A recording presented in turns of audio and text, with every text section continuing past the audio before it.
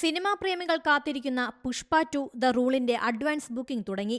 വ്യാഴാഴ്ച തിയേറ്ററുകളിലെത്തുന്ന ചിത്രത്തിന്റെ advance booking കേരളത്തിലും തുടങ്ങിക്കഴിഞ്ഞു. തെലുങ്ക്, തമിഴ്, മലയാളം, ഹിന്ദി, കന്നഡ, ബംഗാളി തുടങ്ങി 6 ഭാഷകളിലാണ് ചിത്രം എത്തുന്നത്. 12,000 സ്ക്രീനുകളിലും ഐമാക്സിലുമാണ് ചിത്രം റിലീസ് ചെയ്യുന്നത്. പുഷ്പ ഇനി നാഷണൽ അല്ല ഇന്റർനാഷണൽ എന്ന ഡയലോഗുമായാണ് ട്രെയിലർ എത്തിയത്. സോഷ്യൽ മീഡിയയിൽ വൻ ഹിറ്റായിരുന്നു ട്രെയിലർ. ആദ്യ ഭാഗത്തേക്കാളും ആക്ഷൻ എന്റർടൈനായിട്ടാവും രണ്ടാം ഭാഗമെന്ന സൂചനയാണ് ട്രെയിലറിലുള്ളത്. പുഷ്പരാജായി അല്ലു അർജുനും ഭൻവർ സിംഗ് ഷെഖാവത്തായി ഫഹദ് ഫാസിലും രണ്ടാം ഭാഗത്തിൽ ഗംഭീരമാക്കുമെന്നുറപ്പ്.